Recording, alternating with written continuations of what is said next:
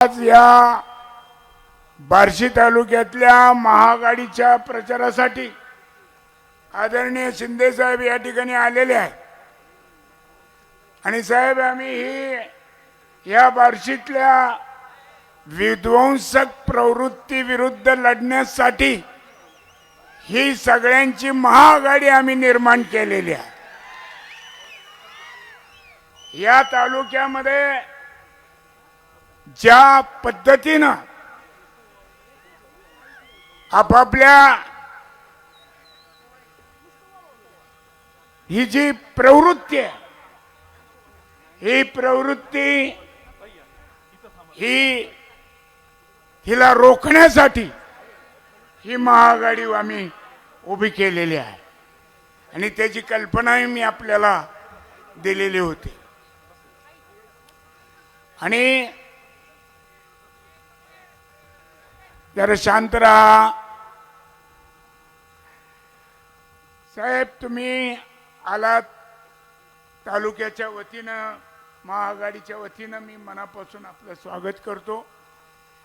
आणि आपल्याला वेळ कमी आहे हे मला याची जाण आहे, पण एक सांगतो की हा तालुका विकासाभिमुख तालुका आहे आणि इथं काम करणाऱ्या माणसाच्या पाठीशी लोक राहतात।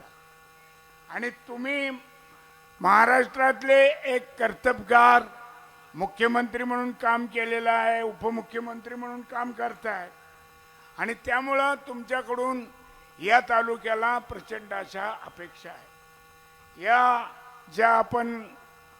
ज्या भूमीमध्ये ही सभा होते ती वैराग, ही लढवय्यांची भूमी म्हणून हिचं वर्णन केलं जातं। आणि या वैराग या बार्शी तालुक्यातला एक भाग आणि इथल्या जनतेची हा तालुका व्हावा म्हणून अनेक वर्षाची मागणी आहे। आणि मला वाटतं ती आपण निश्चितच मंत्रिमंडळामध्ये ज्यावेळेस हा विषय येईल त्यावेळेस ती मंजूर करावी ही विनंती या सर्वांच्या वतीनं करतो।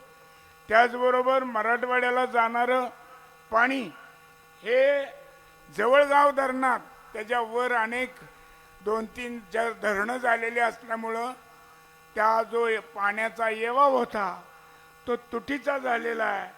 त्यामुळं त्या धरणात त्याच्यातून पाणी सोडावं आणि आमच्या कैलासवासी शहाजीराव पाटील साहेबांच्या प्रयत्नानं झालेलं ते जवळगाव धरण ते पूर्णपणे दरवर्षी आम्हाला भरून मिळावं अशा प्रकारची योजना ही त्या ठिकाणी तिचा पूर्ण आराखडा तयार आहे। त्यालाही आपण मंजुरी देऊन काम करावं।